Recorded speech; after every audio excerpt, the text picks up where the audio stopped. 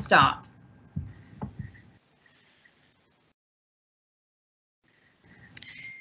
Good morning everyone and welcome to today's Joint Select Committee on Monday the 2nd of November. Item 1 was election of a chair, so we had a pre-meeting prior to this and I was elected as the chair.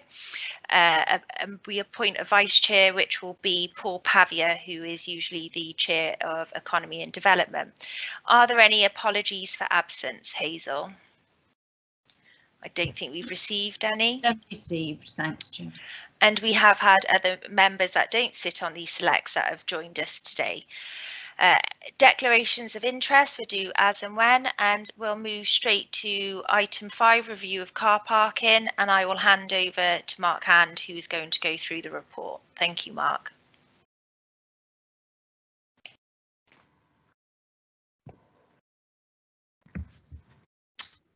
Morning, Chair, morning members and viewers. Thanks very much. What we propose to do today is just talk through briefly the report that's been published. There's a couple of items we'd like to discuss with you that we think we could cover today. Some issues around the payment machines with our SIM cards, and also the potential for us to use a facility where customers could pay by using their mobile phone, which could potentially be a fairly easy win and helpful during the COVID period as well. The main substance of the car parking review, which has been some time in coming now, is going to require some further meetings. So I'm going to propose to you a schedule of further meetings, and then hear your thoughts on that and how you wish to handle that side of the process. Whether it's by working groups or a subcommittee or something, we'll come to that later. So just in terms of the report, if I just go through briefly what we're looking to cover. So in the report that's published, this part of the review sits within part of the wider car parking strategy, and Capita, a consultant, has been employed to do that strategy. So they'll be linked into this discussion as well, and in due course be able to give us some advice on modelling different scenarios. So, for example, if the committee were to propose different charging regime or elements of free parking or introducing charging where car park is currently free, the impact of that both on income and customer behaviour can be modelled. So we'll invite those into future meetings with your agreements. In terms of some of the things for this committee to consider today, it'd be good to set some objectives for the study, and those are proposed at paragraph 3.2 of the report, so linking just directly to the objectives of the wider strategy, but I think they are all directly relevant. So they are just briefly around supporting the local economy, providing access to key services and facilities for individuals with different requirements. So, for example, blue badge holders, and you'll also see in the report reference to parent and child spaces, which we have pretty much an entire lack of at the moment. Encouraging sustainable travel modes. So obviously we have to balance attracting people into towns and villages with encouraging too much car use versus public transport or active travel. So it's trying to get that balance right. Residence parking needs, so things like residence parking permits. Trying to manage on-street and off-street parking, so we manage traffic conflict and delays. And making Monmouthshire a safer place and a place that's desirable for people to come to and support our local businesses. And also looking at remaining competitive so that people don't choose to go elsewhere to shop or do business because of any decisions that we make. In terms of income and budget, paragraph 3.3, this has to be obviously an important consideration. It isn't the sole consideration by any means, but we have at present a budget line of £1.764 million for a mix of car parking fines, on-street parking enforcement, and pay and display income and permits. So the largest chunk of that is from pay and display income. 1.3 million is the current budget line. That was reduced from last year because it was unrealistic, so £80,000 was shaved off. It had previously been put up on the basis of the new fees that were set in the 1920 budget setting. Sorry, 1819 budget setting, I think it probably was, but they were introduced this year. All of that money that's received is recycled into the highway service, which is a requirement of law anyway. We can't just use it as a cash cow, for want of a better phrase, to fund the authority on a wider basis. It's all put back into the highway service, maintaining our car parks, our roads and our assets to make sure they're safe and working well. So obviously any changes we make will need to carefully consider both the impact on customers, the high streets and the council's budget, but we'll go through that in due course. In terms of a bit more context setting, one of our first meetings will propose just to take you through what exactly we've got at the moment, but it is set out to an extent in paragraph 3.5, but in a future meeting we'll take you through some maps and really discuss how the car parks are laid out, you know, what the distribution of short-term and long-term parking is, disabled bays and the like.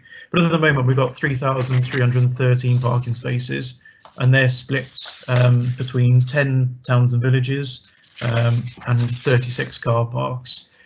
All of those car parks are free of charge, except for the majority of car parks in our three main towns, so Abergavenny, Monmouth and Chepstow. In other villages and towns, all of the car parking is free. So that's one of the things for us to look at. That parking supplemented by some on-street parking in some places. So, for example, Mono Street in Monmouth has quite a lot of on-street parking during a normal situation. Obviously, that's changed slightly with COVID and the temporary arrangements made. Others don't. So, for example, there's no parking down Bridge Street in Usk because of the thoroughfare there.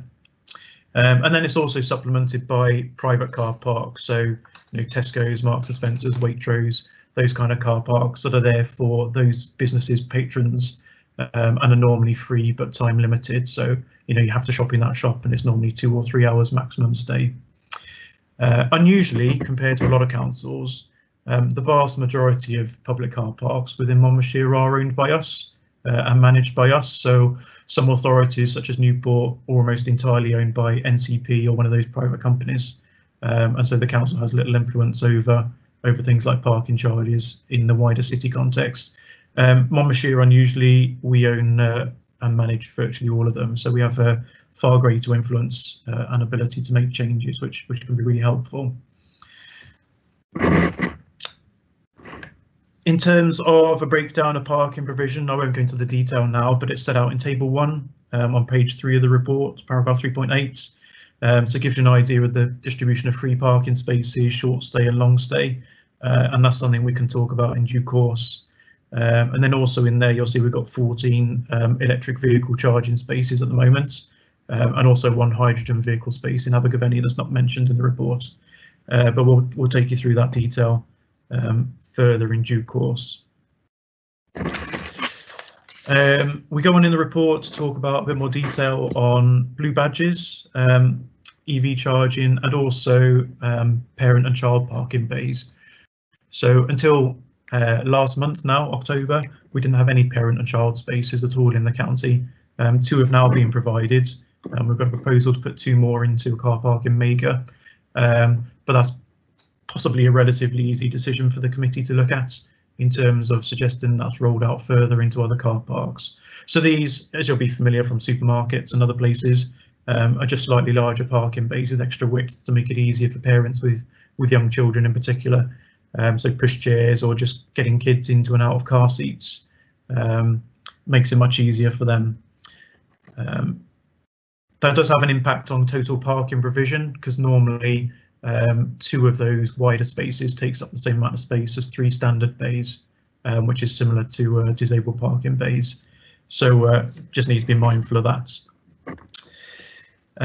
In terms of actual parking charges, we set out in tables 3 and 4 on page 5, so paragraph 3.15, the different parking tariffs in place. So they're increased by 10% recently, and the intention was that longer term those tariffs would be reviewed and then set. One of our suggestions to the committee is that tariff is actually quite complex. So in short stay car parks, we have 3 different charges, up to 2 hours, up to 3 hours, up to 4 hours, and then a separate charge for Sundays. All-day car parks are even more complicated, long-stay car parks. So as a suggestion that that could potentially be simplified, but we need to look at the implications of that on income and on customer behaviour.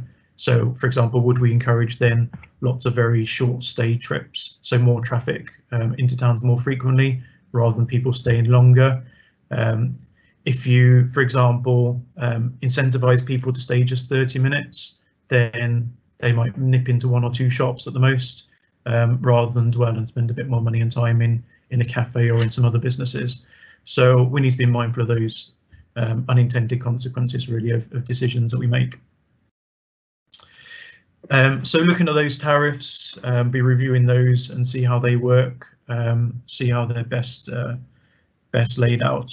And there's also a table showing a number of permit schemes for both residents and people. So, for example, people who work in shops could buy a permit as a season ticket to reduce the overall cost of parking.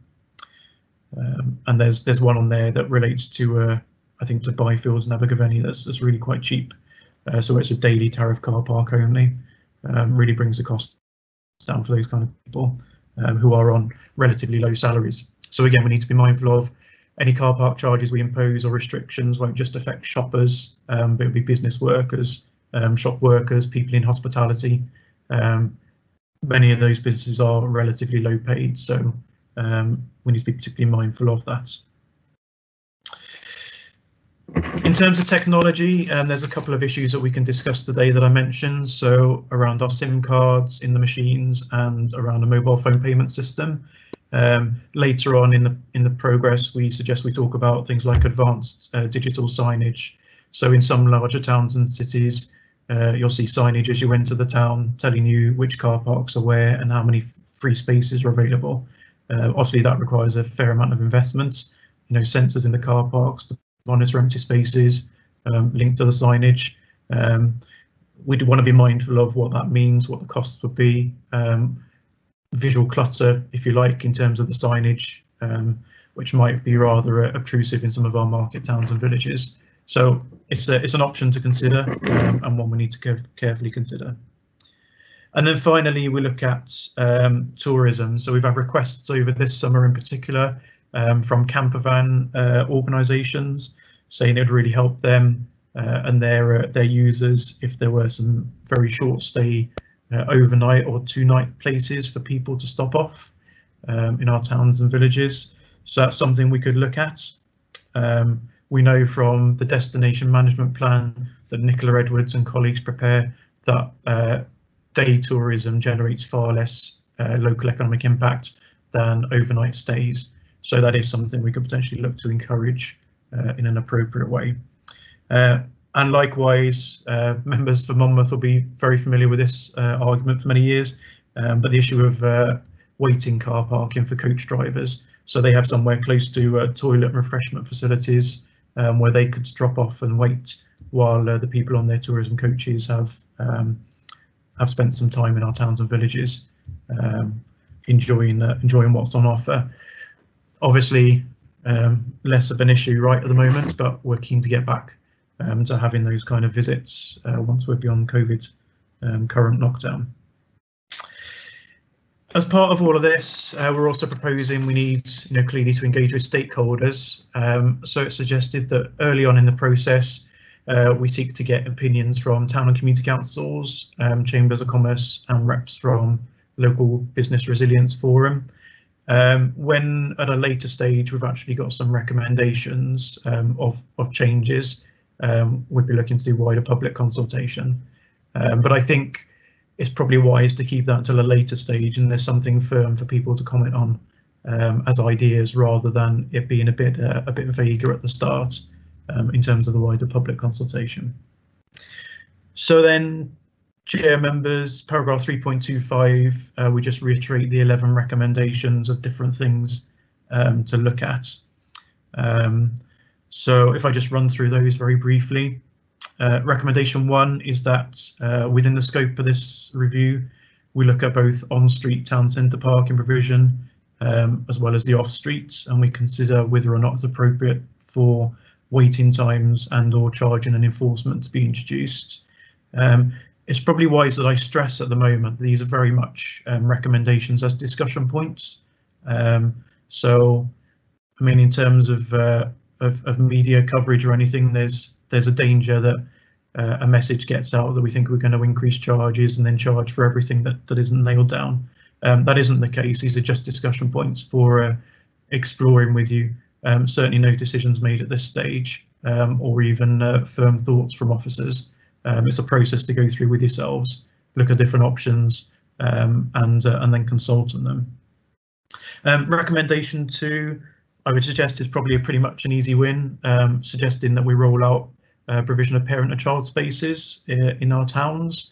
I'm saying towns because I think it will be focused near our larger retail outlets and high streets, but there may be some villages. So, for example, Mega, technically a village at the moment, would probably, well, we've already considered would benefit for parent and child spaces and are looking to install some in the coming weeks. Recommendation 3 is review off-street disabled bay parking provision for blue badge holders and provide additional spaces. In particular, Usk Town Council and Caldecott Town Council have suggested that their provision is too low, and using the data we have from blue badges issued, we believe that to be the case. Caldecott in particular has a proportionately high number of blue badge holders within that vicinity, so would suggest they easily need more than they've got at the moment, and we shouldn't really be relying on Asda to make that provision for us. Recommendation 4 looks at an electric vehicle charging strategy, which may be something that's taken up by others rather than necessarily the highways team. Those who sit on the climate emergency discussion group or committee will know that that discussion's happening there as well. And we also need to think about charging around electric vehicles, and we'll discuss that in a bit more detail later. I mentioned before about the charging structure for car parks at the moment being relatively complex, so recommendation if we could look at potentially simplifying that and looking at the implications of that. And then a particularly meaty discussion point will be looking at the free car parks at the moment. Should they continue to be free? Should we introduce charges or waiting restrictions? And part of that discussion is around some fairly anecdotal evidence at the moment that some car parks, for example, Usk, are quite heavily used by either residents or commuters, car sharing. And again, we need to be mindful then of knock-on implications. So if we were into charging, what would that do to the high street or Bridge Street in Usk? If we did something just to disincentivise car sharers taking up the car park all day, will they then park on residential streets and cause a different problem? Will they stop car sharing and we have twice as many cars on the streets from those people, which is so all kinds of things to think through on that. And I'll come back to some of the evidence in a second. Recommendation 7 is that we look at the distribution of short and long stay car parks. So have we got that right? There's quite a large emphasis on long stay parking at the moment, where people can go in and buy a short-term ticket, but equally they could be taken up all day by workers or by long-term visitors. So have we got that balance right in terms of a relatively quick turnover of visitors and shoppers to keep things flowing, especially in some of those towns where there's less car parking than others. Recommendation 8 is around mobile signal strength, which we'll talk about today with your agreement. 9 is about mobile phone payment system, which again we'll talk about today with your agreement. 10 is around wider kind of digital improvements such as live signage, and then 11 is around provision for tourists. If I just cover briefly sustainability impacts and then evidence. So in terms of sustainability, we haven't yet produced an equality impact assessment because we're not actually bringing any fixed recommendations to you at this stage. We'll need to do something to cover the mobile payments discussion. but we'll provide one before the next meeting so that we can start shaping that and drawing it up. There's something in draft already, but it needs a bit more meat on the bones. And then with these documents, you kind of edit them live as decision making or ideas progress, just to make sure we've captured impact. So particularly on parents and maternity, disability and age, and poverty, I think will probably be the key ones for us to think about. And then before we go on to talk about a schedule of meetings and then SIM cards, just about the evidence, members. So one of the reasons this review is a bit delayed is we need to capture some evidence about how our car parks are used. So in one of the next meetings, we have a lot of information about ticket sales, and we can easily tell you which tickets are the most popular in which car parks and the numbers. And we know from that the up to 2 hour parking ticket is the most popular. But what we don't know from that is, are people staying the full 2 hours? Are they just staying an hour and 15 minutes, 20 minutes? And we need to understand that really, because if we make changes, we need to understand what the impact is. So for example, if we made 30 minutes free, just as an idea, does that completely wipe out the income from those tickets, or does it have no effect whatsoever, or somewhere in the middle? So we need to understand those things. Also, our free car parks, which are spread all over the county, we have absolutely no data for at all, other than one initial camera survey check, because there are no tickets, there are no ticket machines. So we've employed a company to undertake some monitoring over a 3-day period. Unfortunately, that was delayed because initially it was scheduled for February. We deliberately postponed it because of the floods. It was arranged, unfortunately, for the week commencing the 16th of March. So it's taken place, the first study, but in reality, behaviour of shoppers and visitors was probably already being impacted by COVID, even though we hadn't entered lockdown at that time. We had another set booked, but we've postponed because it would have been during the fire break. So we're looking to hold that again between now and Christmas. But we will have to take that evidence in the context of it will be affected by COVID. The alternative is to wait until all of this is over, but none of us are really quite sure when that will be, or when things will be fully back to normal. We're certainly probably looking into late spring next year, if not later. So I would suggest that we crack on now, get some more evidence on car park use, but we need to just view it in the context that it isn't a completely normal scenario, and indeed none of us are really quite sure if things will ever return to normal as we once knew it. You know, the new normal might be a bit different. So Jay, if you're okay, I'll just share a couple of slides that suggest a schedule for future meetings, and then if members could discuss the objectives of the study and that schedule, then we can move on to discuss the SIM cards and the pay by phone, if that's okay. Okay, I should just endeavour to share my screen.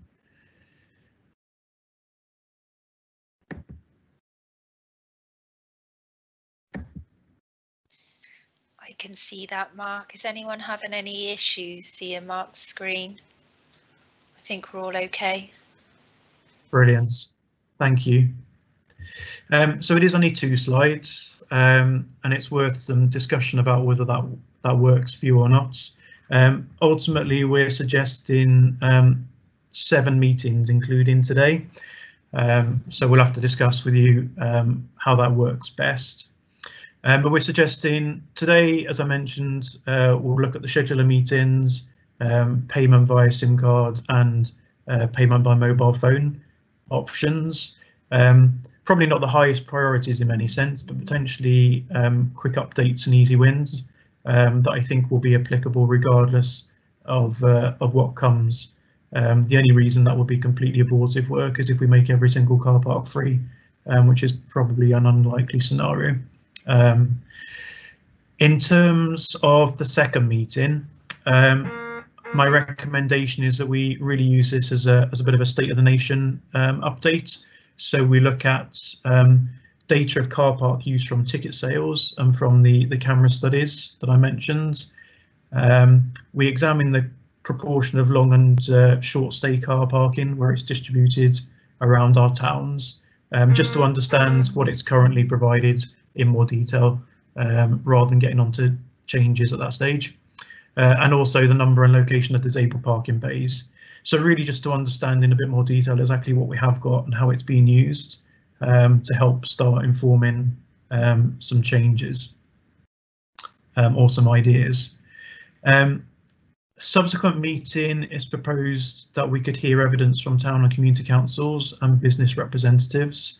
I think we'd have to give them a set time slot to fit them all in, but I think realistically that will probably take an entire meeting to have them present their ideas or their current challenges, and for members to have a chance to question them and think about them. I think we'd be okay doing that fairly early on in the process, because I'll be hearing what they think of the current situation and any changes they might like to see. We can re-engage with them later when there's actual proposal on the table for comment. The fourth meeting then, counting today as number 1, the fourth meeting would be to start considering some changes to the provision. So short and long stay car parking distribution and location, disabled parking bays, parent and child bays, and start looking at the idea around tourism provision. So we think we can realistically cover those topics in one meeting. Number 5 looks like a fairly short list, but it's quite meaty. So start considering options to simplify the fee structure. When I say simplify, obviously if members think a different fee structure is required with more tariff options, then that's an option too. And also look at electric vehicle charging strategy and pricing schedule. So that's recommendations 5 and 4 respectively. And then the last meeting, which we think could be done within one, is looking at the scope of the charging structure. So reviewing free car parking, looking at on-street car parking in towns and village centres too, so options for time limits or charging, and then digital signage, which will probably be a relatively short topic. Then suggest that, having gathered some recommendations and more detailed proposals from the committee, we undertake some public consultation, and then we'll come back to the Joint Select Committee to review the consultation responses, put to you officer recommendations for final decision for Select Committee to consider, and then the final stage will be to take to Cabinet Member for decisions. So Chair, if I pause then, give you a break from my voice, and potentially if members could just discuss the objectives for the review and then that suggested meeting schedule, that would be helpful, or any other questions they may have. I'll stop sharing this screen for now, but can bring it back up if anyone needs a refresh. Thank you, Mark, for that. OK, members, I'm going to hand over to you now for your comments. Does anyone wish to, do they have any questions for Mark?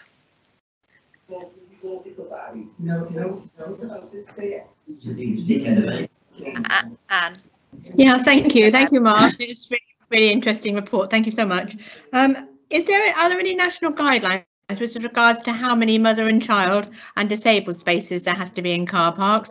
And also, I think it's a brilliant idea that you're possibly allowing for camper vans to park in our car parks. Excuse me. Thank you very much. Thank you. Chair, have we got a hand function today? It doesn't look like it. So if you could let me know, give me a nudge in the chat bar, that would be great. Well, I'd like a couple of comments. Oh, there's a speak now. Yeah, you shall now see the speak now function. So I'll let Mark answer, and then we'll go to Jeremy Becker. All right, we got there. Okay.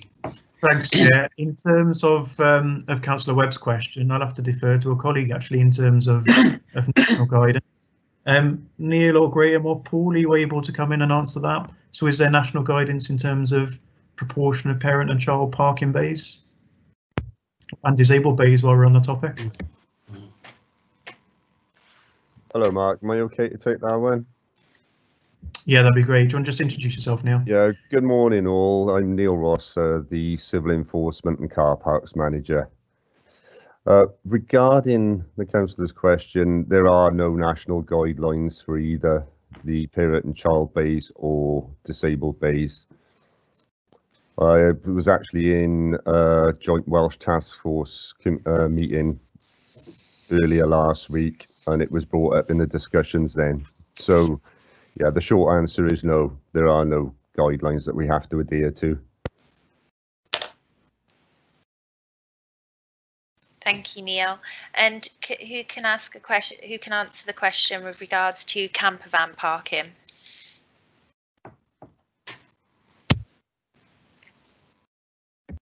Neil, you're on mute. Sorry. Could I ask that the question's repeated, please? Anne, are you able to repeat your question? I was just complimenting that it's being considered, actually. Thank you, Neil, that Okay. parking spaces are being considered. Thank you very much. You're welcome. Brilliant. Jez, do you want to come in next? Sorry, Councillor Becker. Thanks, Chair. Jez, Sorry. Been fine. Yes, it's a couple of sort of questions. Overall, I appreciate the report, and I think that the structure and the approach that we're taking is correct, and I like the plan for meetings. I just hope that we get the right outcomes from it. I've got a couple of questions. Obviously, my ward is St Mary's ward, which everybody would agree is the centre of Chepstow, and some, I believe, of the so-called free spaces that we count when we're looking at Chepstow aren't in my ward. Therefore, I wouldn't say they're actually in the town centre, so we shouldn't be using the numbers that include the leisure centre. But moreover, there's also, it lists in the numbers that Station Road are free spaces. I thought we had installed payment machines in Station Road. So I just want to make sure that we're looking at the right numbers of how many spaces are actually servicing the centre of Chepstow town. A comment while I'm here, in general, we had some free spaces, 3 hour spaces. I mean, we got rid of those so fast that the people in our town had hardly got used to them being there.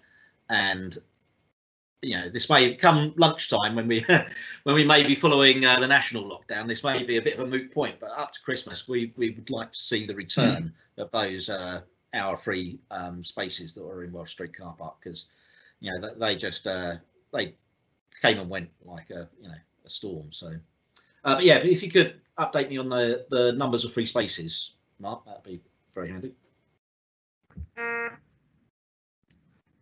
Yeah, thanks, Chair. Thanks, Councillor Becker. That's a good question. Actually, it's a point I should have picked up on. Within the car parking charges introduced at the start of this financial year, there were agreements within the budget proposal to charge on some extra car parks, so Station Car Park and Station Road Car Park in Chepstow being 2 of them. I'll circulate a little list for completeness, but we installed the machines but didn't actually introduce the charging at that time. Largely the reason being it involved putting up new signage. We were going to do all the signage together throughout the county in one go. I made the suggestion that we shouldn't really replace the signage until the review's complete. At the moment, the signs are a bit of a disgrace, in all honesty. They've got add-ons and corrections all over the place, and the team's really unhappy with how they look. So we have the funding to replace them all. It would be rather premature to do that until this review's concluded. Otherwise, we'll potentially be making changes to them pretty much immediately, which would be a bit ridiculous. Given that the review was starting, we decided not to impose the charges within those car parks at this time. So the data is correct, Councillor Becker, in that those car parks are currently free. Technically, we have cabinet approval under the budget to charge in them, but with the cabinet members agreement, we haven't, and we don't propose to, pending the outcome of this review.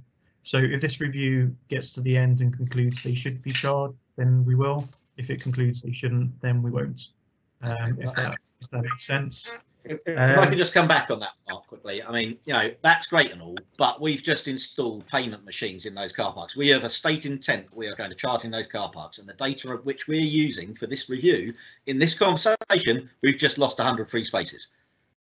So, you know, people need to be aware when we're looking at this data as we go forward with this scheme, that those spaces have already been put aside to be lost. So if you think that at the end of this scheme, we're still going to have that many free spaces, that isn't right, because, you know, the preceding scheme has put in the charge machines and said that we're going to be charging those spaces. I just don't want to see the wrong assumptions being made because we weren't clear about our intention for those car parks so far.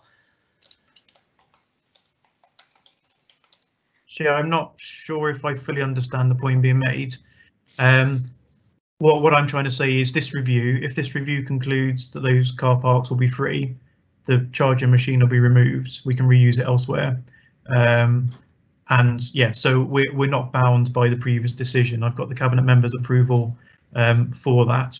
So the previous budget decision to charge in those small number of car parks, the two I mentioned in Chepstow, we're not bound by that. This review can change that.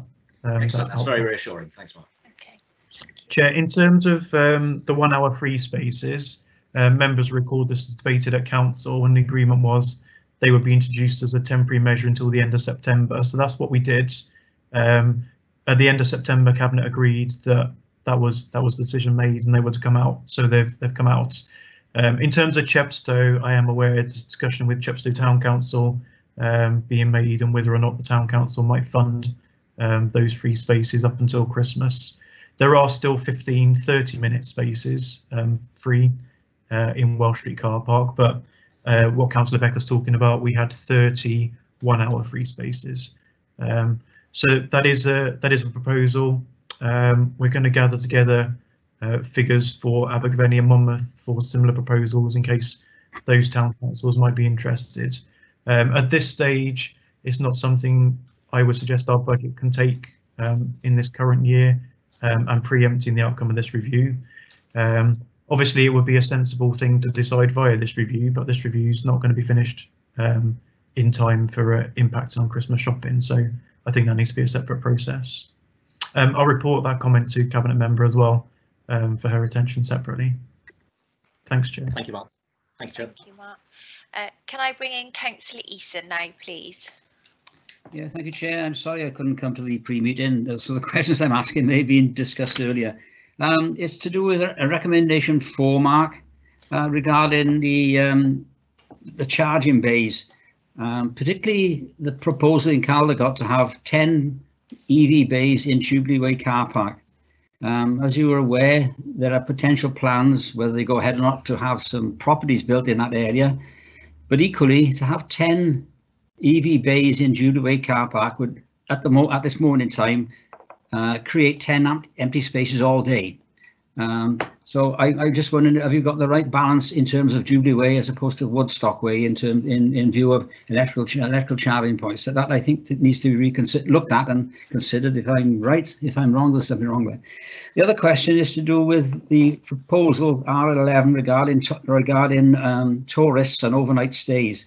How far down the route have the tourist section within Monmouthshire County Council taken this suggestion? For example, has it got licensing requirements, environmental requirements, statutory requirements? Would it require electrical supplies, all-night toilet facilities, or are they completely self-contained? I think there's a spin-off one way or another, which way you take that one. So the second one is a question on recommendation 11, and the other one, recommendation 4, regarding the charging facilities in Caldecott. Thank you, Mark. Thank you, Chair. Thanks, Chair. Thanks, Councillor Eason. I'm just pausing for the camera to catch up. Thanks. In terms of both, I think they're really good points, but ones to discuss as part of this review when we get to those stages. So in terms of the balance around electric vehicle charging, I'll raise that with colleagues now, so we're prepped with ideas for the meeting. But the question you're asking is bang on, and will be one that we need to consider throughout the county. So we've got to get that balance between making provision and encouraging use with being realistic about current take-up rates of electric vehicles. So yeah, we wouldn't want to make too many of our parking bays electric vehicles only, and having them sit empty all the time. But equally, one of the huge challenges at the moment for electric vehicle take-up and owners is the lack of charging provision. We'll talk through that more in due course, but the way in which you use an electric car is very different to a petrol or diesel car. You know, you don't kind of run it till empty and then nip to the petrol station. It's kind of constant charging whenever you park up, to an extent, a lot of which I think will probably be done at home or at place of work rather than when you go into the shops, but that provision's needed. Likewise, in terms of recommendation 11 and the tourists, the short answer around those questions is none of that discussion's happened yet. It's a new idea really coming over this summer.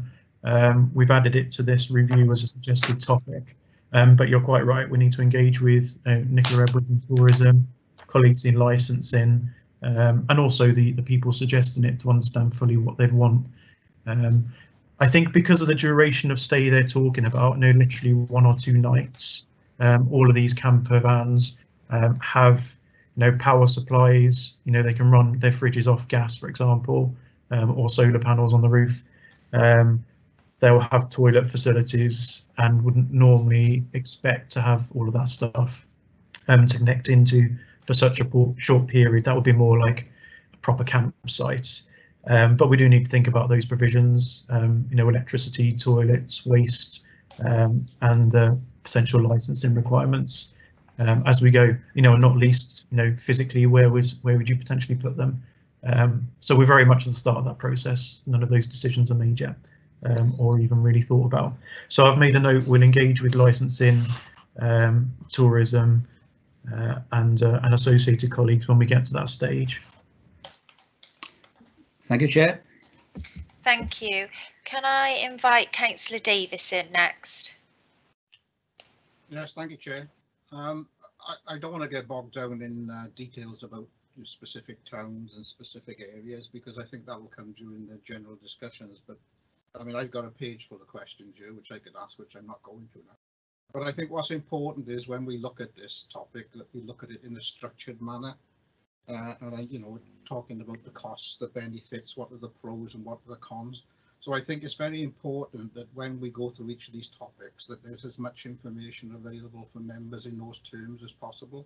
Because we know, for example, that if we increase parking charges too much, that doesn't have the benefits that we want. It actually discourages people from shopping in a particular area. And we also, if we look at people who car share, for example, yes, they're taking up parking spaces, but they also have a beneficial environmental impact because they are sharing cars. So I think I'd like to see a facilitated sort of structure here where members are given as much information as possible about what the costs are, what the potential benefits are, what the potential disadvantages are. So then we can formulate a discussion around that rather than have a general discussion about, somebody's particular car park or whatever. Even though that obviously will come into it. But I think this is so important. We don't want to make decisions that are going to end up in a disadvantage in the county rather than an advantage in them. So I'd like to see that sort of structured approach. Thank you, Chair.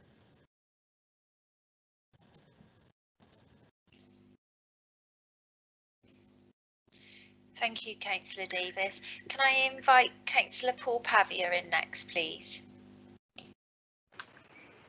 Thanks, Chair. Thanks, Mark, for the presentation. I think that broadly the recommendations are right, and the framework for future meetings are right. For me as well, the use of technology I think is going to be really, really important. So the presentation at 11 will be interesting, I'm sure. You're absolutely right that the current level of signage is very poor, but obviously understanding, we haven't look to address that because of the review, but hopefully the use of smart technology and bringing that in as soon as possible may negate some of that issue of complex signage and make the process a bit more streamlined for the frontline user. One of the things that have been raised with me is around disabled access and blue badge usage. And I think improving accessibility to our town centres has been highlighted more so than ever over the last 6 or 7 months because of the COVID changes that have been put in place. So you've highlighted in the report about, you know, the focus on in terms of both on and off street, which I think is important, particularly in relation to blue badge. You said about the gathering of data and the use of or commission an external company to do that over the 3-day period. Will they be looking at blue badge usage? I can see from the sort of data of the spaces allocated to each of the towns is broadly in terms of the blue badges that have been issued to residents in those towns. But I'm just wondering, you know, what the actual usage are for those residents within the towns themselves, because some of the information I'm getting anecdotally from residents is that, you know, particularly in Chepstow, there are not enough blue badge spaces, and they're certainly they're not allocated in the right areas. You've mentioned the work the marketing team is doing with the accessible Monmouthshire website, which I think is really good. I know this is something that's been worked at for the last few months.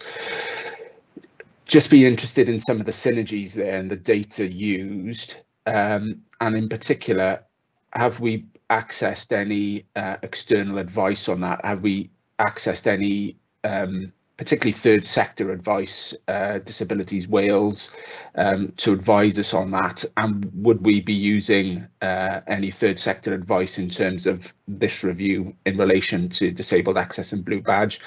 We've obviously got someone like Tony Crowhurst, a fantastic co-opted member on Adult Select, got a huge amount of knowledge, and his networks into the disabled community, not just in Monmouthshire but across South East Wales, is very, very good. So, you know, utilising someone like Tony would be, I think, a really useful way forward.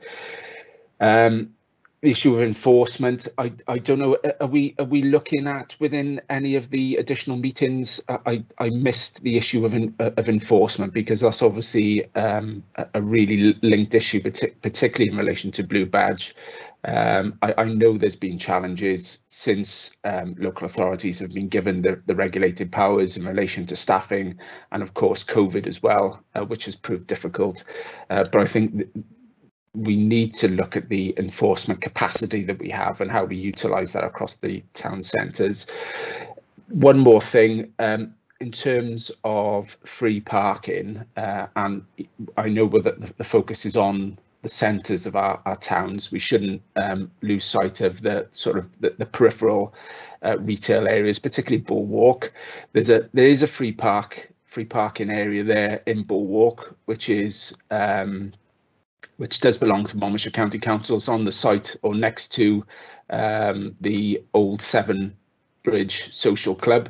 That's not been highlighted in the report. I just wondered, is that on our radar, or are we just focusing specifically on the centre of our towns? Thanks, Chair.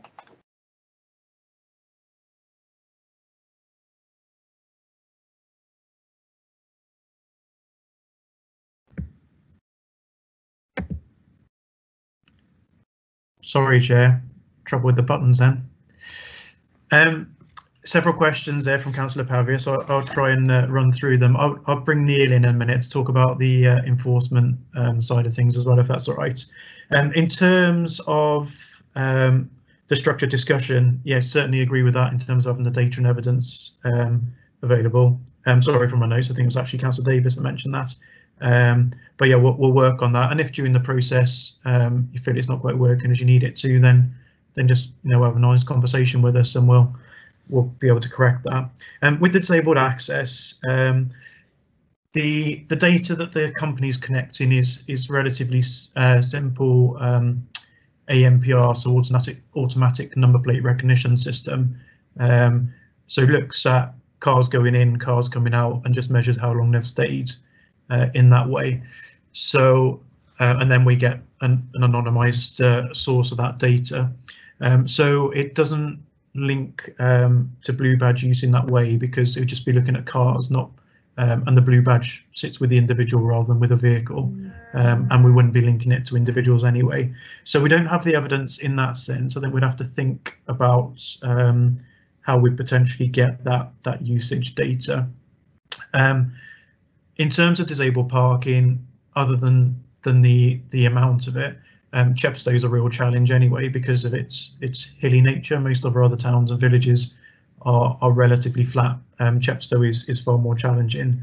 One of probably the key learnings for me from the Reopening Towns exercise, when we looked at closing some streets or limiting use, was it isn't really the wheelchair users the main concern here. It's the people who are mobile but with limited mobility, so able to walk but only a very short distance, and gradients make a massive difference, and distance makes a massive difference to those people.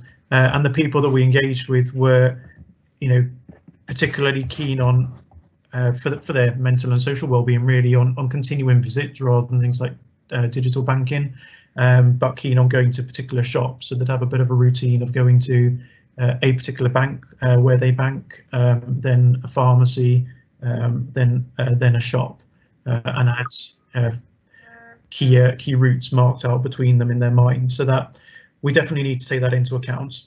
In terms of enforcement of that, I'll pass on to Neil in a moment. Yeah, it's worth noting that a blue badge holder can park in any parking bay at all in the county for free, so long as they're displaying a valid blue badge in their window. Obviously, the standard bays and the on-street bays don't have the advantage of the extra width that a specified disabled person's parking bay does, but they can park anywhere for free. So that does free up things a little bit in that sense. In terms of external advice on the review and for the website, that's a really good point. We had actually asked groups, including Mr. Crowhurst, if they could assist with some of the information about those best routes between car parks and key amenities, because it's far better that somebody who's living that experience comments on it than us thinking we've got the right answers. I think Mr. Crowhurst suggested that he'd already provided that information to colleagues a while ago, so we're looking to see if they've still got that, and if not, we'll engage back with them. There was a Disabled Access Forum group that I believe is now folded, so we don't have the direct local contacts that we did have, but there are a couple of other individuals that have been in touch via Alan Burkett, our Welsh Language and Equalities Officer, so we've got some contacts there to engage with. I wasn't proposing that the actual website is part of this review. It was more just a mention that it's happening, but we can certainly bring Jan Whittam from our comms team in at a later date if members want to hear more about that Just part of note, the process. Tony is trying to set that group back up. Okay, that's helpful. Thanks, Louise. Thanks, Chair. Neil, are you able to come in just to give an update on where we are with the enforcement team in terms of resources and recent challenges?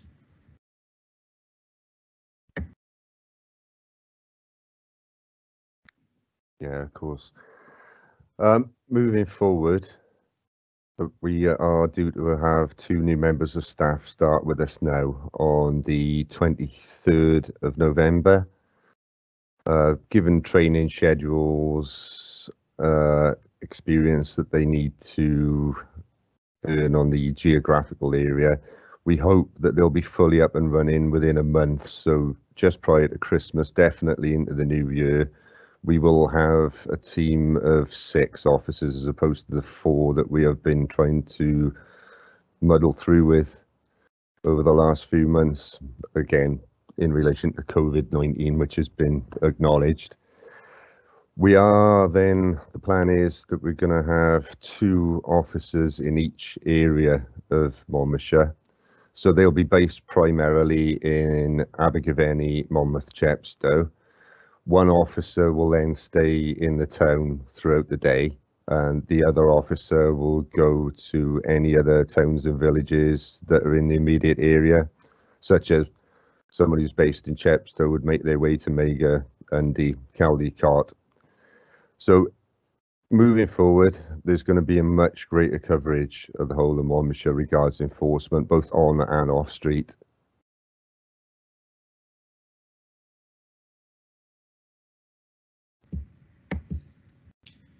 Cheers, Neil. Sorry, Yeah. I'm trying to talk to everyone with my mic on. You think I'd have learned by now, wouldn't you? Thank you for that, Neil. Thank you, Mark. Let me just open up the chat facility.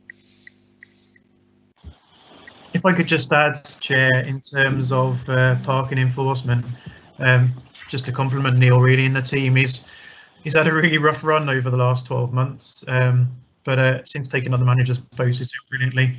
We literally haven't been to full complement since civil parking enforcement moved to us. A combination of illness, vacancies, and then flooding and COVID. So we're really looking forward just to getting up to full speed and making an impact. We're grateful for the members and their positive feedbacks. Clearly is an appreciated service from town and community councils as well. So really looking forward to making some inroads now. Well done, Neil and team. Obviously, you've had a challenging 12 months to say the least. So next is Councillor Louise Brown. Thank you, Chair. Councillor Louise Brown, guest councillor for this meeting.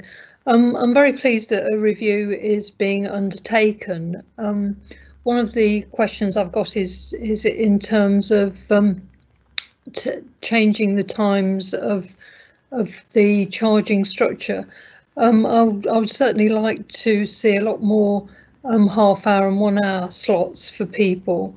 In Chepstow, there is a free section near the small section near the back of the library in Welsh Street, but the places there, when they installed electric vehicle charging, were actually reduced as a result of the charging.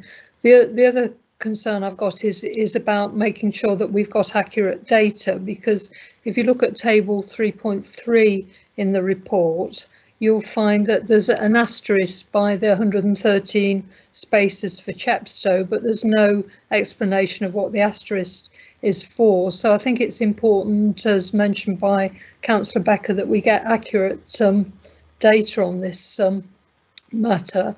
The other issue is also linking in disabled spaces with available facilities. For example, the Chepstow station still has no lift, and obviously you'd want a combination of disabled spaces with lifts as well.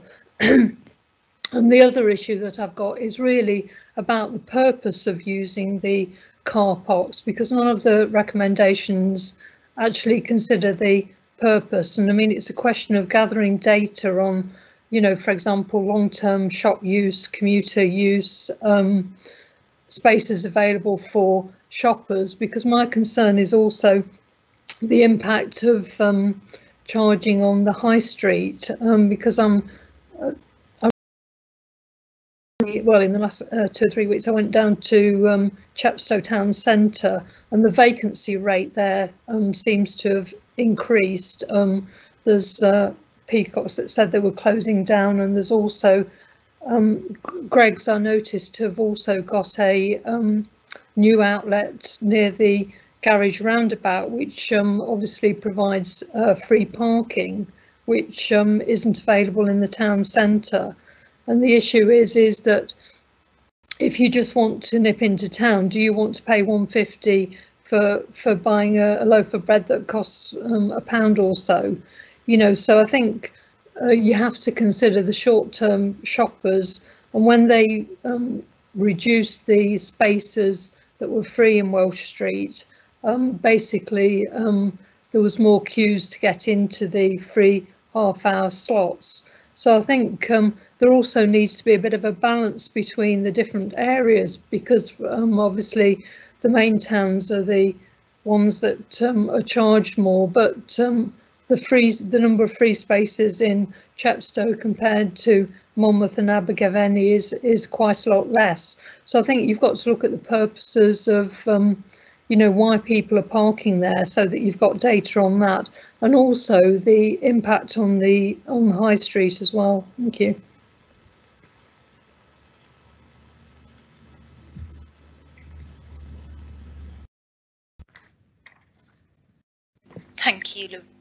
Thank you, Louise. I'll let Mark come back in to answer. Yeah, thanks, Chair. I guess the short answer in terms of will the review look at the charging structure and short slots is yes. That is something that we're asking members to look at, and we want to look at, you know, the intended and unintended consequences of doing that for ourselves, for the high streets, for vehicle movements and traffic volumes. In terms of the purpose of the use, that's a really good point. The survey would look at duration of stay, which would probably give us a good idea of if they're workers or commuters versus shoppers. But other than actually getting out there and doing a survey of people as they park, which isn't part of the proposal at the moment, I'm not sure how we'd get that info. So that's one I think we'll take away and think about a little bit more. Duration of stay will probably tell us some of that info, but perhaps not all of it.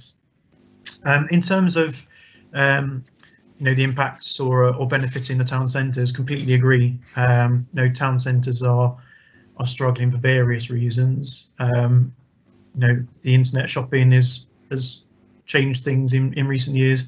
COVID has changed them again. Business rates, we know the impact that's been having, and whether or not the longer term increased reliance on internet shopping resulting from COVID continues remains to be seen. The national picture is very similar. This isn't bespoke to Monmouthshire, and the direction of travel generally seems to be that town centres will become more of a leisure destination, somewhere you'll go for leisure time and experience. So, for example, going for a coffee and getting a couple of things rather than, you know, coming away with a car boot full of shopping bags. It may well be a way of, you know, trying things on that you've seen on the internet, or picking up things you've ordered. So the nature of town centres is changing. We know that. We don't fully understand how, especially in the context of COVID, and that will be something that evolves with time, really. But I think key to the health of our town centres is about far more than just car parking. It's really about the offer, the physical attractiveness of the place, that we can also use COVID as an opportunity to try and influence, and we're trying to with some of these temporary trials, as well as other offers. So those schemes in Chepstow in particular around increasing markets that Councillor Becker and others are really leading on and pushing. So there's all kinds of things that we need to think about, and again there's a balance between really short drop-in, drop-off parking for people to nip in and get a loaf of bread, which kind of disincentivises anyone from supporting another business or having a coffee. So it is quite a difficult balance to strike, but that's exactly the kind of stuff we need to work through as part of this review, and understand Capita can support us in understanding the impact tweaks would have on travel patterns, and on businesses as well as on income. But they are all things that we need to work on. Just briefly, I'm guessing that Councillor Brown wants to come back in. I didn't answer Councillor Pavia's earlier question about Bulwark by mistake. Really and truly, we were looking at focusing on the town centre car parks rather than those a bit more on the outskirts. But if the group wanted to consider those other areas, we can do. The car park immediately adjacent to the Bulwark shops is privately owned. We think by quirk, largely by Monmouthshire Housing Association, but we're trying to understand the ownership as part of a recent bit of work. But we do have other car parks in the wider area. So it's up to this committee really whether we focus on the town and village centres, or look at all of those other areas. Okay, I'm going to let Councillor Brown come in, and then Councillor Becker would also like to comment on this point. Yeah, thank you very much for the response. I think the other point was about the accuracy of the data and the accuracy of the figures, because we're not clear what the asterisk means in the table, but also there doesn't seem to be in the recommendations anything to do with the purpose of using the car parks, and I just wondered whether that needs to be considered, in view of what Mark Hand has just said. It seems as if you might collect that data under those particular headings, but there isn't actually anything that actually mentions that. And I think one of the workshops was looking at, liaising with town councils and so forth on this particular issue and businesses. So I think that, perhaps something could be thought about in terms of making a recommendation on there, because you can't really look at parking and charging in a bubble. You've got to look at what the purpose of why people are parking there really. Thank you.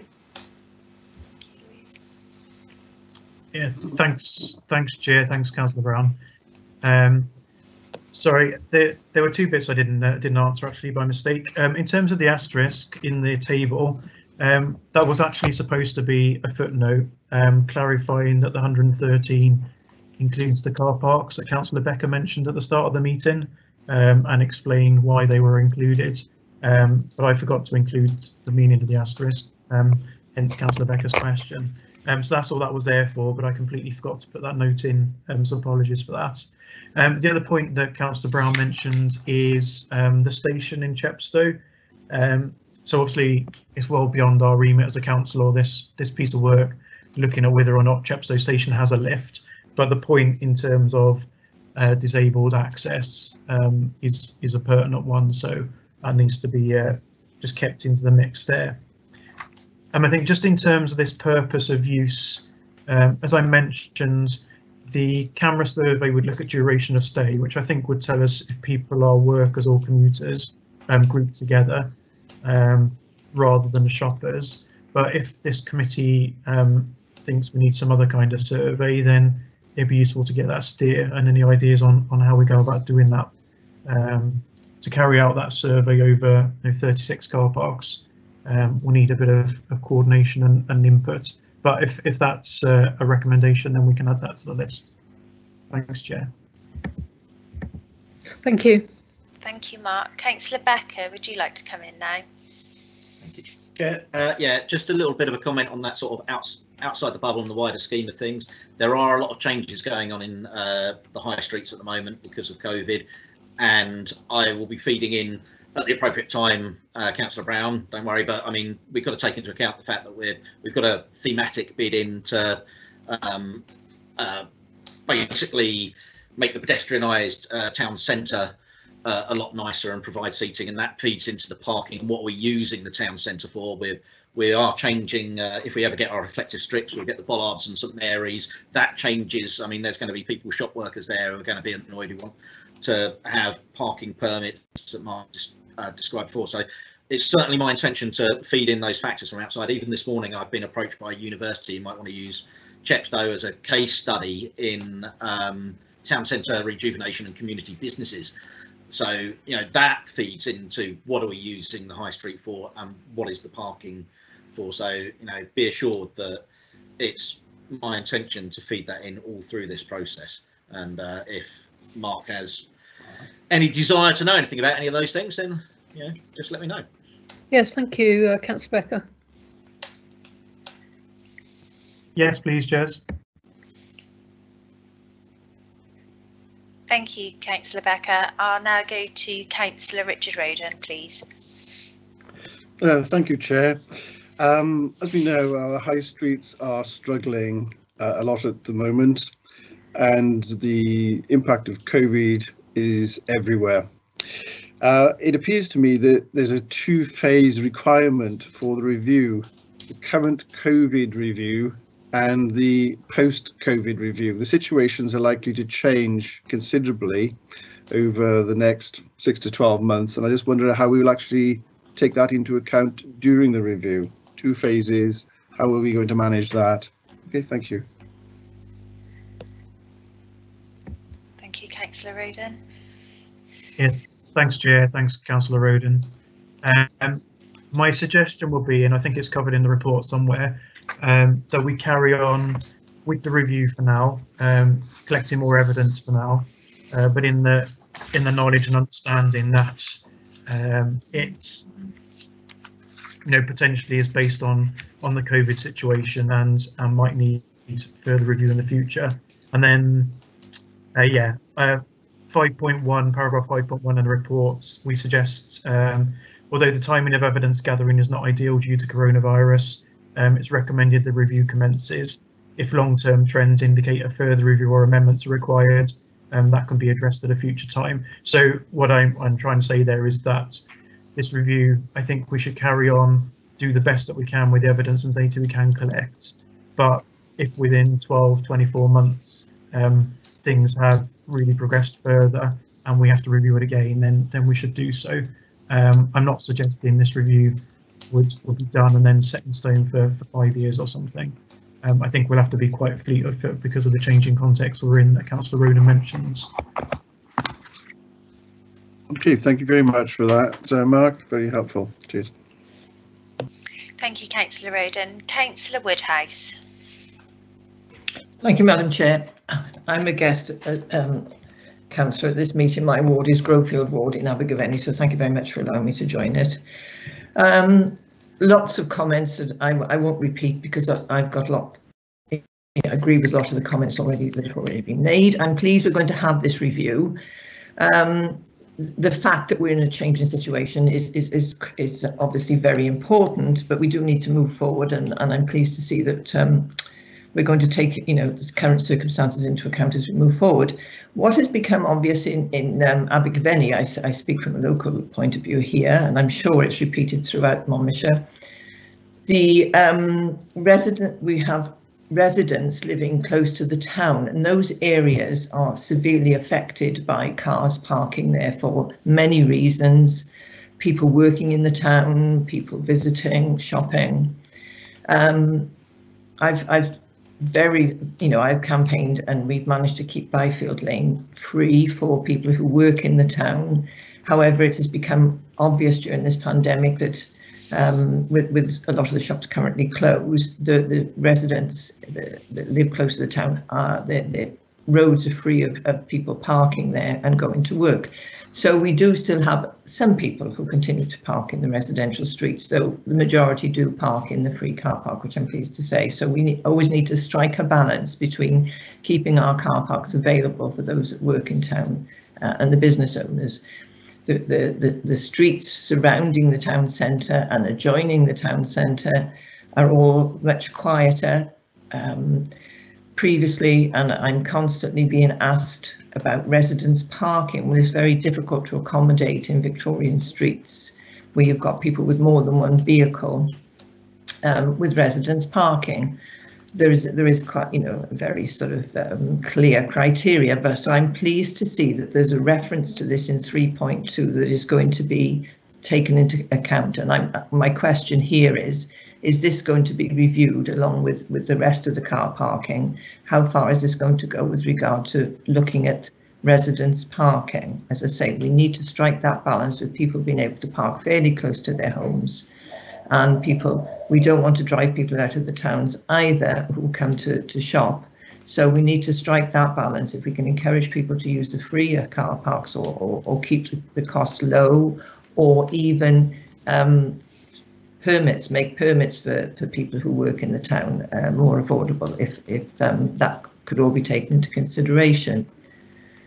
I totally agree with Councillor Webb's point about being motorhome friendly, and I would like to add that it's not just overnight. I mean, when you have a motorhome, it's always nice to know the town that you can go to car parks, you have space to park your motorhome, and you can go and shop and obviously have a coffee somewhere without worrying about where you can park and coming across barriers which prevent you accessing car parks. So I think it is a good message, and I'm glad to see that that's being looked at.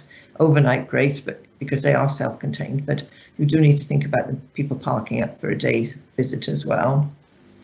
And as I mentioned previously, I am a visitor to this meeting, so I'm just anxious that members should be allowed, we continue to contribute to this review. When the meetings go forward, I see we've got a good timetable of meetings, how far that's going to be expanded for other members who aren't on either of these committees to be involved.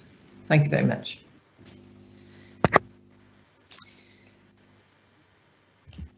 Thank you, Councillor Woodhouse. I'll now hand over to Mark.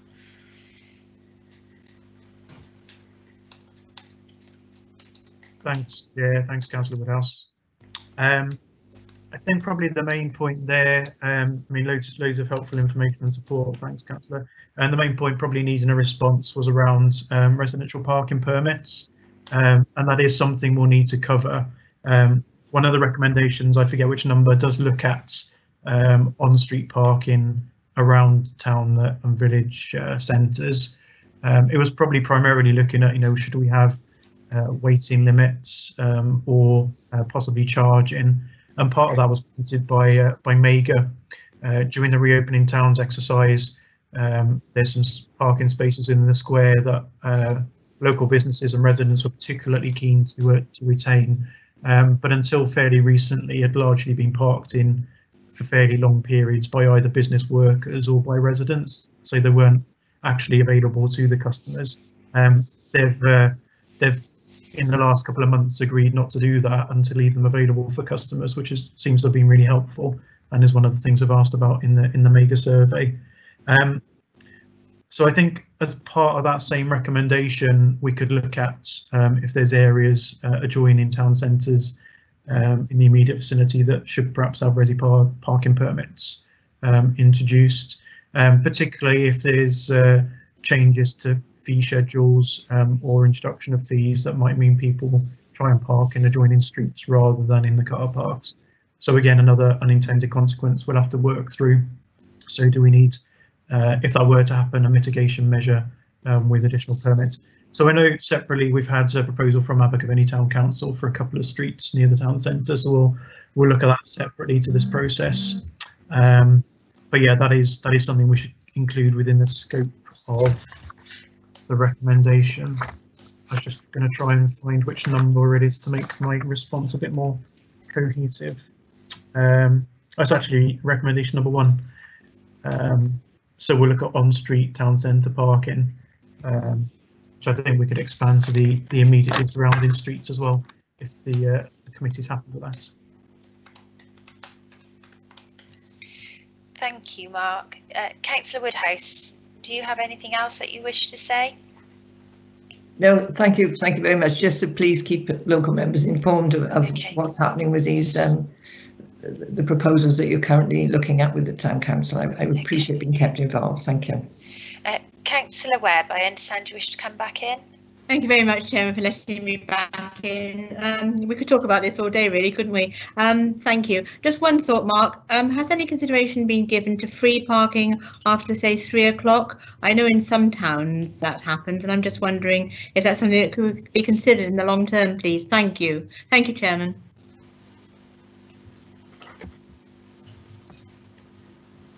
Yeah, thanks, Councillor Webb. It isn't something that's been given detailed thought because this is very much the start of the process, but it's certainly something that we could look at going forwards as part of this review, and members could consider. In a related way, it's been suggested elsewhere that we should have very brief free parking for school drop-off. Again, that's something that we could look at, but again, it's balancing that with the unintended consequence of, does that encourage people to drive their children into school, whereas we really should be encouraging them to walk or cycle where they can. Obviously appreciate some of our schools have got really big catchments because we're a rural authority, so walking and cycling is complete fantasy for some of those people, but the more local residents could potentially. And again, without going off on a tangent, it's really easy to sit here and say that parents should walk their kids in, but in the past, it's very much been a case of both parents working and one of them drops the children off on the way to the office or to wherever else they work.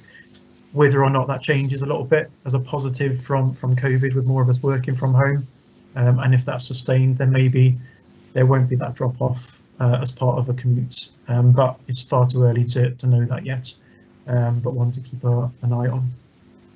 So the short answer, Councillor Webb, is yeah, we can include that as part of the review as one suggestion for members to consider. In terms of Councillor Woodhouse's question about how other members are involved, perhaps we could look at that when we look at the schedule of meetings and how we arrange the future discussion if it's workshops or a working group or a subcommittee or the full joint committee with invites. That's up to the committee rather than officers, Chair. But if we could just consider that, then that'd be great. Okay.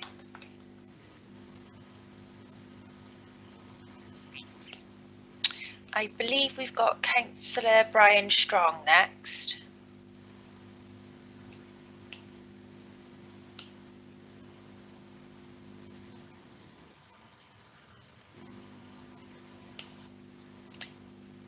Councillor Strong. Sorry, I thought I'd unmuted. Okay. Thank you, Mark, for that report. For the report, it's a really good report. I'm pleased that the meeting after next will include the town councils and the community councils. I think their input is vital, really, to progress this. Just a couple of points. I don't want the answers now, but if you could look into the fact that the recent closure of the amenity site in Usk will result in, I think, 18 or so car parking spaces being freed up. If you could hasten that as soon as you could. And also the bottom car park, the prison car park, if you like. The town council has agreed for that to be resurfaced and they will pay for it. I know there's some problems regarding the drainage system there, but if you could perhaps keep an eye on that and make sure that the work there is undertaken as soon as possible. Thank you. Thank you, Chair. Thank you, Councillor Strong. Mark, did you want to come back in there, or are you just going to note that? Yeah, please, just really briefly, if you don't mind, Chair. Thanks, Councillor Strong. I might ask Neil to come in with a quick update in terms of relining in Usk, but we're certainly mindful of that, and notwithstanding some local disappointment about the waste site decision, it does prevent an opportunity in terms of increasing parking provision where several spaces were hatched off in the past. So we're looking to get that done as quickly as we can. I'll ask Neil to come in now. In terms of Maryport Street South car park, the one by the prison and town council office, yeah, the town council's kindly contributing towards the resurfacing of that. Unfortunately, it's become slightly more complex because we'd like to put in lighting, which could potentially be solar lighting, which avoids the needs for wiring. But also, rather than just slap down some tarmac, we need to think about the drainage for the car park. It currently doesn't have any and does tend to spill out onto the road.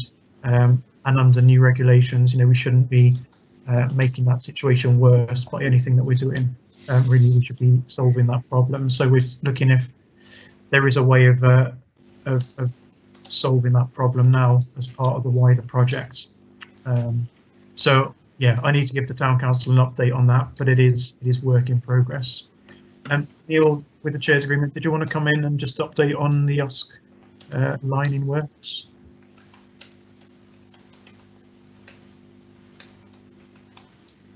Thanks, Mark.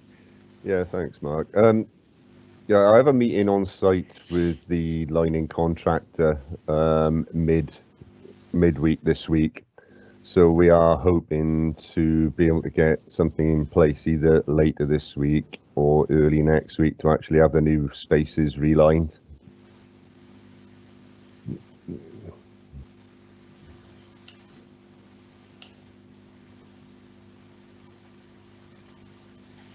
Thank you, Neil. Thank you, Chair. Thank you, Neil. I'm just reading a message now. Give me a moment. Okay. Are there any more questions from members now? Any comments you wish to make? Chairman, I don't have a chat box. That's okay. Councillor Smith, would you like to come in? Yes, please. Just very briefly to say that I really welcome this review. I think it's long overdue. And what I would like to see at the conclusion, members, is that Monmouthshire has a unified, simple, straightforward system covering all of Monmouthshire. There's nothing more irritating to find that you've got one system in one place, something else somewhere. We need to make it easy. And I think the very good point that you made, Mark, about somebody, somebody made reference to buying a loaf of bread. Well, if you had a certain amount of free car parking time first, you might think then, oh, yeah, I've got that time. I'll go and have a coffee. I can just do something else or something else. The impulse buy. So a straightforward system. And I honestly think that if we were to give 2 hours free car parking on every car parking space throughout Monmouthshire, it could be a very interesting situation.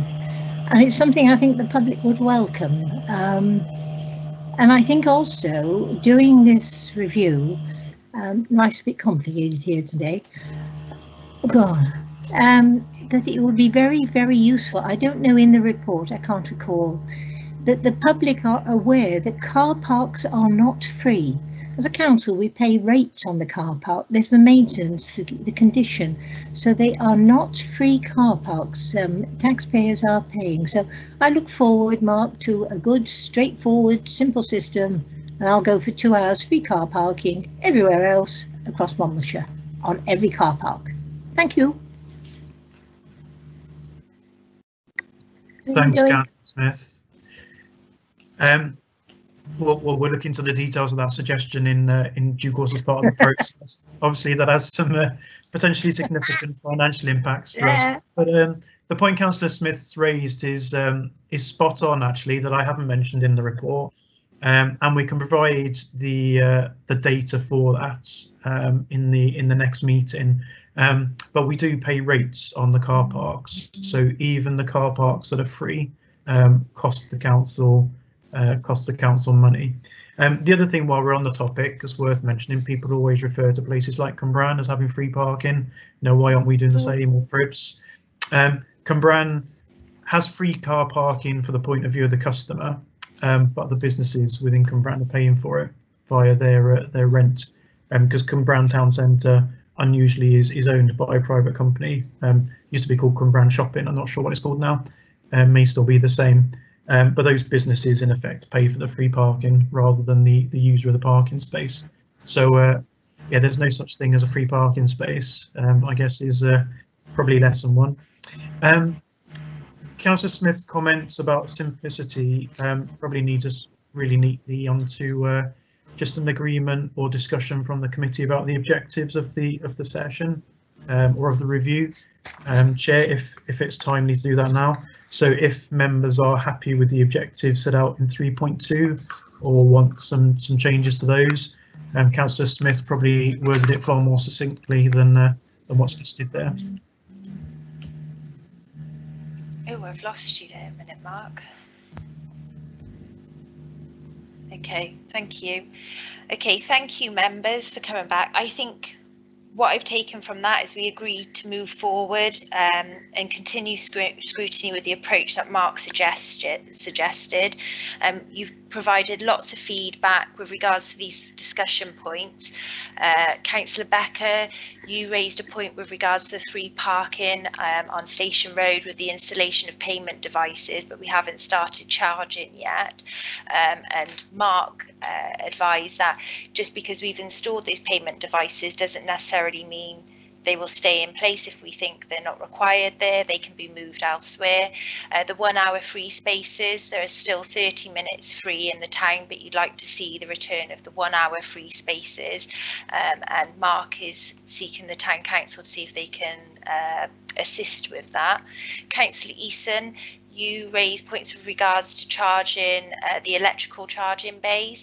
Have we got the right balance on electrical vehicle charging parking spaces, especially in the Caldecott area, and charging facilities overnight for camper vans? We need to consider these provisions so we can engage with tourism. Councillor Davis, we need as much information as possible with a facilitated structure rather than a general structure. Mark agreed, and if you want to provide feedback on how the review is going, his email box is always open. Councillor Pavia raised some points regarding disabled access, improving accessibility. Will we be using any third party sector advisors? And he obviously recommended that we use Tony Crowhurst, who has vast knowledge on such issues, and Mark agreed that we are going to engage with people because it's easier to speak to them and get their feedback, having lived with the experiences. You also asked with regards to enforcement, and Neil kindly updated us the 2 new members that are joining in November, and there will be greater coverage throughout our towns and surrounding areas. Mark also noted that any blue badge holder car parking in any county spaces is free of charge. Councillor Brown, you would also like to see more 30 to 1 hour free of charge zones, and a review at the chart, and this included in the charging structure along with the intended and unattended outcomes. Accurate data, Mark obviously updated you with what the asterisk was for, and it was just a footnote that was missing. And obviously, Councillor Brown also wanted to look at the purpose for use of car parks and capturing that data, and consider short-term shoppers and the impact on the high street. We know town centres are charging and need to understand more with regards to COVID, is what Mark advised. Louise would like to see a recommendation regarding the purpose of use of car parks. Councillor Becker then come in and said that he would be feeding back to the group into highways and the changes required around COVID. And Councillor Roden also suggested how we manage the 2 phases of current COVID review and the post-COVID review. And Mark advised that we could carry, if we feel that we need to do another review in 10 to 12 months, then we can do so. Councillor Woodhouse obviously raised some concerns around residential parking. They've obviously seen a drop in people parking outside houses during the pandemic, and it's been a lot quieter. We would like to include that within the scope of recommendations in on-street town centre parking. And you also raised about non-select members attending subsequent meetings, which we will consider. I personally don't see a problem with that. Councillor Strong obviously asked the questions with regards to when the relining and Usk for the additional spaces will gain from the closure of the household recycling centre, and with regards to Mary Port Street, the car park there, which Mark has advised that the town council are overseeing this, but we also need to consider the drainage and lighting, and so we're looking to find a way to solve this problem, and we'll report back to council. And Councillor Smith really welcomes the review and would like to see a straightforward system across Monmouthshire. I'm going to suggest that we take a break now before we continue. Is everyone okay with that? I think Hazel's going to send out a new invite to rejoin at 11:45. Is that okay? Okay, so I'm going to close it for now, and we'll rejoin on a new link. Cheers, Chair. All right, thank you, everyone. Speak to you in a moment.